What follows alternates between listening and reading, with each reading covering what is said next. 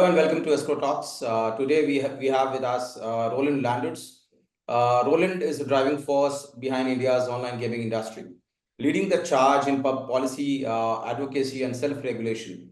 As the CEO of AIGF, which stands for All India Gaming Federation, since 2016, he has been instrumental in driving policy and self-regulation, representing over 120 gaming companies and 400 million users.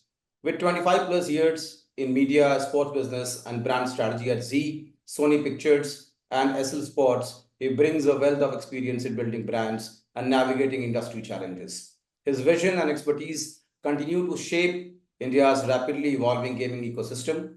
Today, we have with us Roland. Welcome, Roland, and thank you so much for sparing your time. With a background in branding and marketing, what led you to shift towards industry advocacy and launch AIGF in 2016? We would be keen to know about your journey. Thanks, Amit. I'm happy to be part of this webinar. Yeah, so when I started the AIGF in the year 2016, as you rightly said, I was just finishing off my journey at Z Entertainment, which lasted for 8 years. And then when the opportunity arose, I looked at the landscape for online gaming at that time.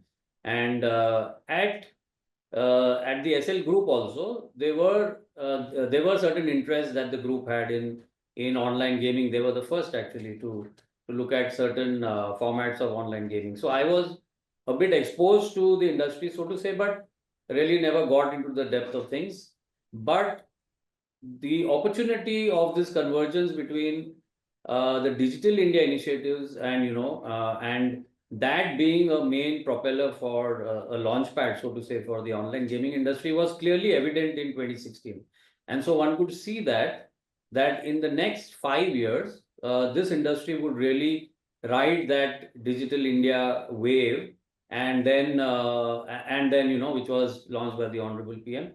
And then that would, pave the way for almost a hockey stick like growth. And that's how it turned out. So I'm glad that, what I could foresee at that time has played out rightly, because the gaming industry, I would say, is not older than, the first company in online gaming would be Head Digital, which holds the brand H23.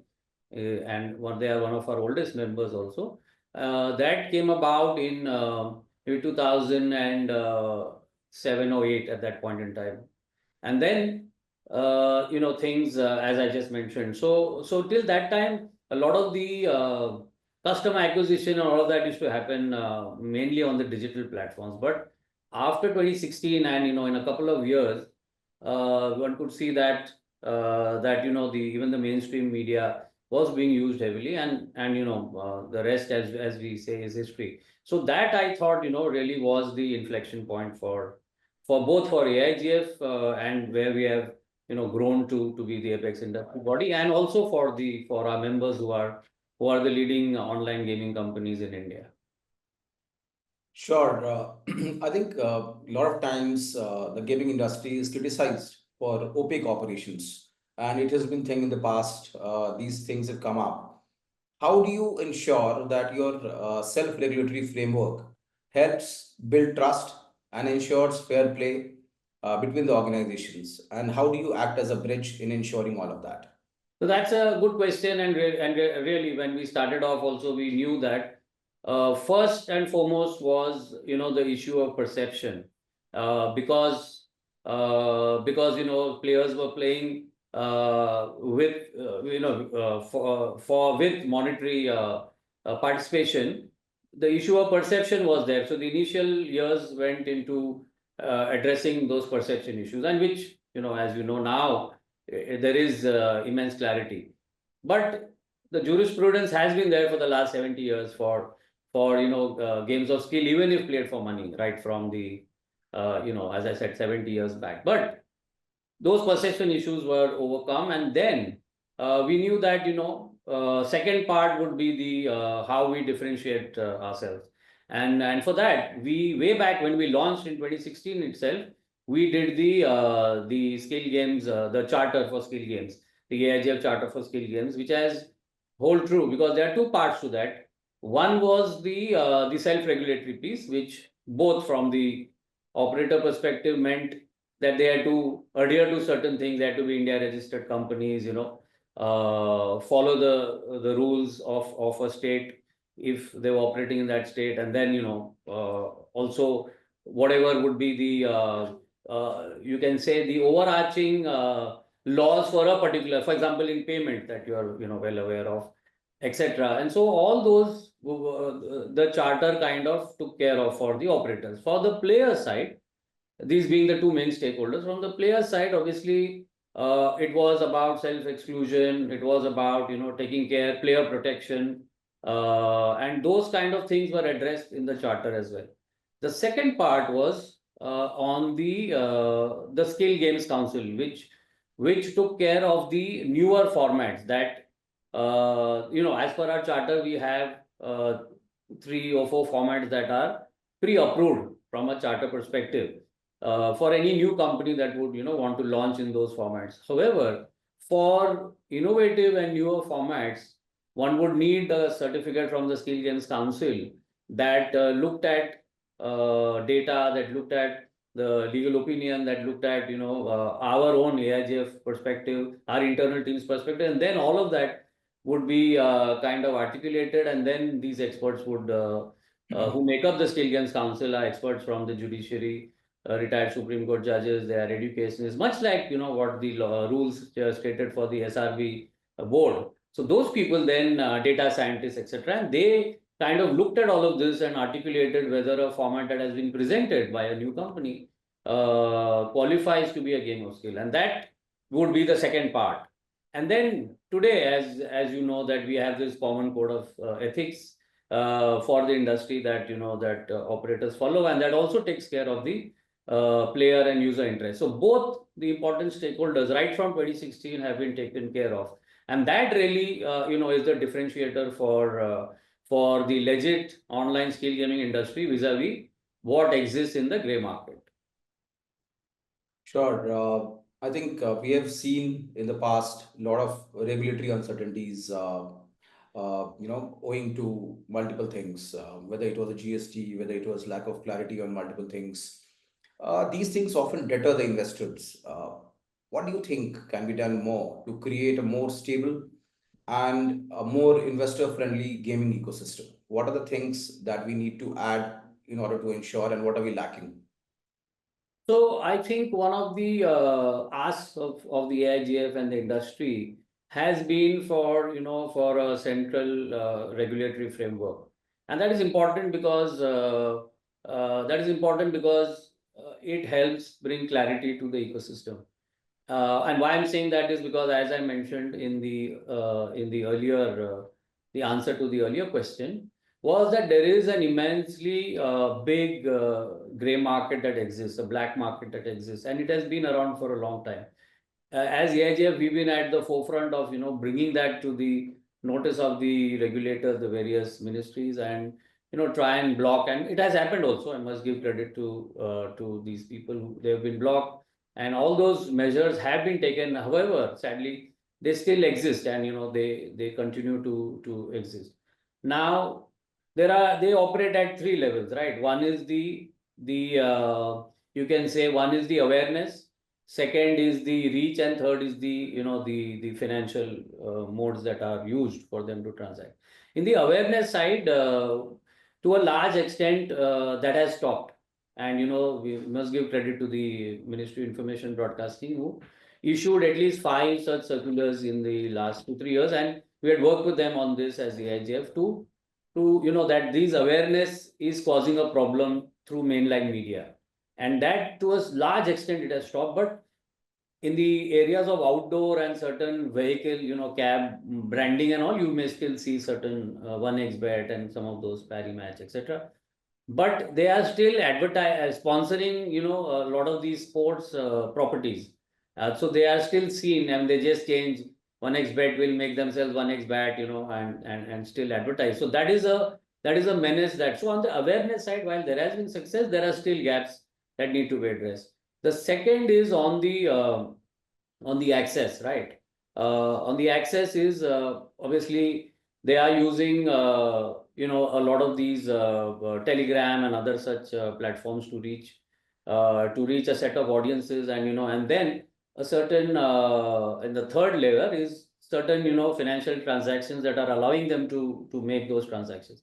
Now these two, so what if so our what we've been saying is that if there is a central framework and regulation that causes us, and that also exactly what the SRB was supposed to do. If the Bharat Online Gaming Association, which was the SRB that we had applied for, had got the notification, then one would have to, the job was to mainly go through, first was to qualify newer formats. The second was to give a take to the legit operators. And that would basically, what would it mean is creating a whitelist. And a whitelist then becomes very important for ad platforms, becomes important for distributors like Play Store and other such people. 90%, as you know, distribution happens from there. Gives whitelist, helps the at big ad platforms, it helps distribution, it helps the even the banks and the payment gateways to then not allow access to these people, right? So that it becomes very easy for the bad actors to to be and to really push them in a corner, and becomes difficult to do business. So that widely is very important now, and it has to be from the center, because if you look at the where we started 10 years back, all of gaming used to be a state subject, but we work with the government, and because now look at Tamil Nadu, for example. They have come out with a new the Tanoga has come out with rules. The thing is that even if they also want to stop offshore in the state, but if they want to block it, they have to come to the MeitY, right, at the center. Now, so it's better for the center to look at it, and to come up with these framework to either complete the SRB notification and bring that central process into force, so that this whitelisting and then stops. Because if you look at the offshore, it is and you mentioned about tax in your question. The size of the the tax payable by the offshore, which they don't pay, is more than the size of the industry. The Indian online gaming industry is $3 billion, and these guys, the tax payable is more than 3 billion, if they're not paying. And so it's a big drain to the economy. Then there are issues about national security. There is no player protection, absolutely nothing, and no regulations to be followed, no self-regulation, nothing. So it is. So that's how it is. So we sincerely believe that this is a solution that we've been pushing for a long time, and we are working with the concerned ministries to try and bring that to fruition. On the taxation, the new tax regime that came into play for the online skill gaming companies in 23 of in October of 23, that is being adhered to by the industry. Although it is taking a toll on the bottom lines, but companies are managing. One would look at hopeful that there could be a review going forward on at least the methodology of the GST applicability. And let's see, we have made several representations and remain hopeful. But there are some, as you are aware, there are certain deals that have happened, notably the Bazi Nazara, and very lately the Adda 52, and being sold to merging with Head Digital. So yeah, so that's I think will bring a lot of regulatory clarity, and then obviously all the stakeholders, as I mentioned, from the investors, starting downwards, maybe the gamers, the gaming platforms, the investors, the third party service providers like Castler, all they will be the distributors, the ad platforms, even for the government, and for people like us as the industry body and the self-regulatory body. It becomes very, very clear for everybody in the ecosystem to just look at that whitelist and and then work accordingly. Some great suggestions, Roland, I must say, and I think it's a big leap forward in the way you think, in the way you envisage, and the way you drill it down further for understanding of the audiences. So thank you so much for this.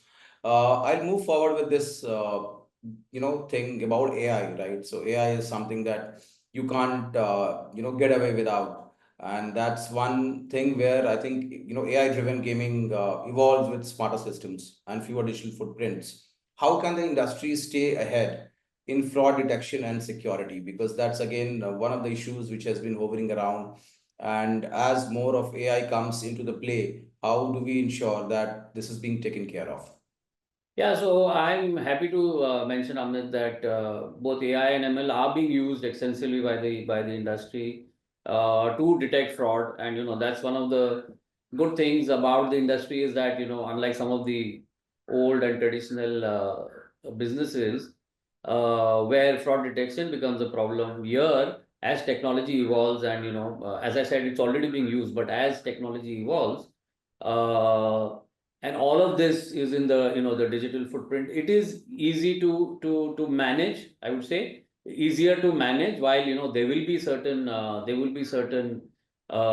gaps, but we are doing our best. And just to give you an example, as you are aware, all of our members get an EIGF certificate from us, and that pretty much is the basis for a lot of third party service providers to begin their services. But some of those certificates were being misused by a lot of even the gray market people. So to gain access. So now we have moved the entire thing on the blockchain, and it is almost tamper proof. So things like that. So and I'm talking about this as at the AIGF level, which is the industry body. But look at the gaming platforms. I mean, the people there are in the product side and in their legal and tech side are ahead of the game, and they are using a lot of AI and ML tools to mitigate the risk of of fraud and collusion and all of this that is associated with the online gaming industry. Perfect. I think as the gaming platform scale, Roland, what is the new measures that you think that operators should adopt to balance the innovation part with the consumer protection? So So we have very good question, Amit. The thing is that for us at AIGF, this is our 10th year of operations. So we were very clear from the beginning that we will nurture innovation. India is an innovative country, and we've seen that in this make in India drive and initiatives. So many new, so many startups that have come up across the spectrum. So many young entrepreneurs and founders that have come up, and in the gaming space itself, look at the the evolvement that has happened since 2016. Easily so many of these, and all of these come from the IIT IIM backgrounds, intelligent product guys, and India will innovate, right? That is our nature. It is in our DNA. Indians will innovate. So as AIGF, we definitely nurture innovation. We believe that that is the way forward, because if we don't innovate, then what will happen is you'll never have, and we have to keep the Indian consumers in mind also, who are extremely smart. We are world beaters at chess, and if you think about mind games and those kind of games, then we are world beaters. So we have to challenge the mindset of our consumers, and they will be games. So our job is to ensure that while these entrepreneurs and young startups, and these brilliant guys innovate in formats, we as the apex industry body, our job is to ensure that they do this within the realms of player protection and responsible gaming. As long as those boundaries are not crossed, I think we are, and also it should not be in the realm of in gambling. So for example, that is why we've heard that in the recent past, as I told you about the Skill Games Council, which we are using data driven approval methods and standards, but even on the horizon is the Dr. Bimal Roy framework, which looks at a slightly more enhanced method of evaluating games. So as I said, that central framework is put in place, the Dr. Bimal Roy framework and what the Skill Games Council has been following can be a methodology to kind of determine whether an innovative format of game falls, is passes the test of skill, of a game of skill, and that is the most important thing I would believe. And then comes, and then comes player protection and other things. Also, we have to keep in mind that the Indian game for the world, right? Indian games coming out of India for the world. That will never happen if you do not innovate, right? Because we have seen the scale at which, if you look at the numbers, Amit, we are just 1% of the global gaming market at 3 billion. The world is closer to 300, billion. So the thing is, sorry, it is closer to about, to 200 plus billion. Now, the thing is that the scope for us to go from 1 to 5 or 1 to 10 of that market is immense, is a reality in the coming years. But innovation would be the foundation on which it will happen. And so we will nurture, we will continue to nurture innovation. We will be open to people who come in, and this AIGF Castler relationship has really worked well to help a lot of startups and the founders that drive them to come forward and present their games for approval. And that is the way we will continue to and our only hope is that once this framework is approved, once the central regulation is placed, then obviously this is going to be, there will be a lot of these initial companies that came up 15 years back, 12 years back, will look at, valuations, and this industry will just go, because the investor interest also is going to be is already there. For a little bit it was a little it was on the damper side, but I'm hopeful that once again, with all of these steps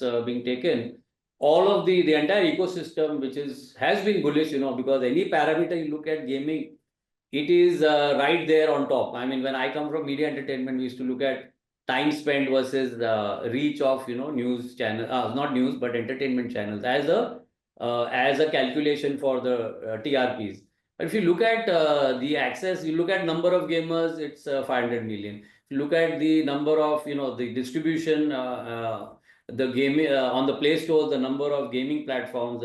So you look at distribution, you could look at access, you look at reach, you look at maybe even time spent, or as a destination. Gaming is undoubtedly the number one destination. So innovation of formats will take it to that next level that we believe will hold India in great stead on the global gaming map.